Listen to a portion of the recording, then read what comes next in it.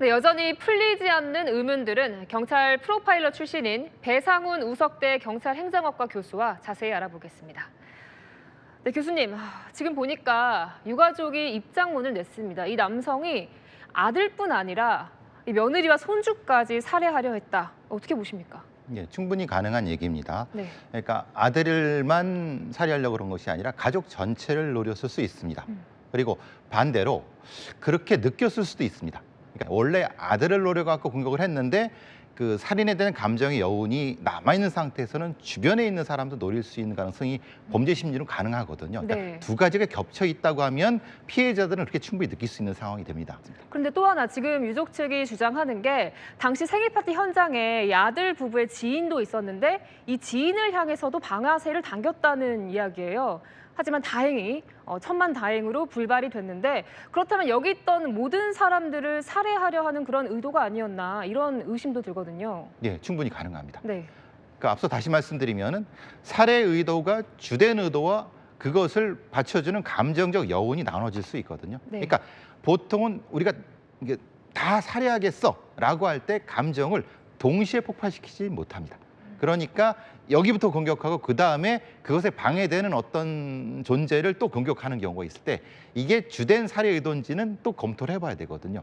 그러니까 분명히 근데 거기에 있던 사람은 자신을 살해하겠다는 의도를 느꼈을 수 있습니다. 그러니까 이것에 심리적 격차는 존재하거든요. 그러니까 두 가지 차원을 같이 보면서 경찰은 어떤 총기의 사용 방향이라든가 그때 사용된 어떤 결과물들을 보고 판단을 할 겁니다.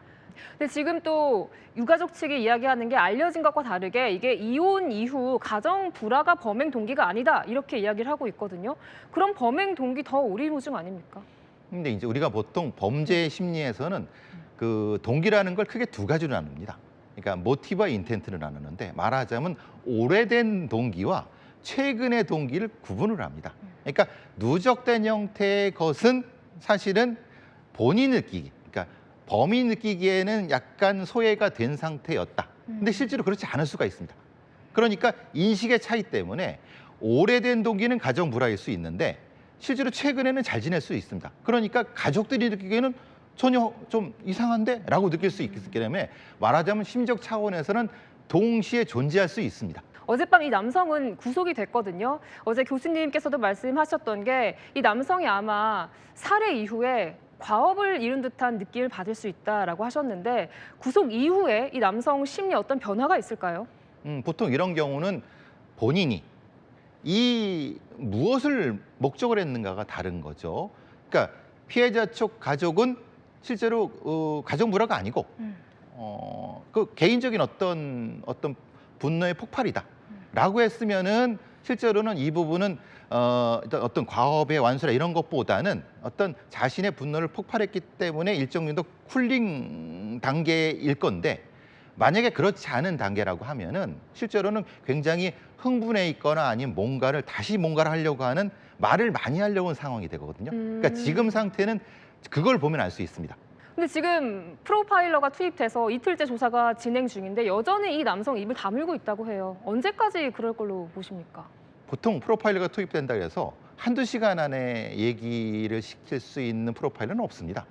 보통은 한 이틀이나 3일 정도. 왜냐하면 이 정도의 분노가 축적돼 있는 사람이라고 보면은 보통의 그 분노의 겹을 풀 때는 라포를 일단 형성해야 되고 네. 그 다음 단계에 말을 하게 하고 그 말 중에 거짓말을 풀어내야 되는 3단계가 필요한데 이틀이나 3일 정도가 필요합니다. 바로 되기는 어렵습니다. 네, 경찰이 원래는 이 남성의 신상을 공개하는 방안도 검토했다고 해요. 근데 이제 유족 측이 2차 피해를 우려해서 반대하고 있다고 하는데 그럼 이런 부분들도 고려가 됩니까? 뭐 좀 가정과 관련된 가족과 관련된 상의 신상 공개는 아동이 관련된 부분은 사실은 거의 공개하지 않습니다. 그런데 지금 이게 성인과 아동이 다 같이 관련된 거거든요.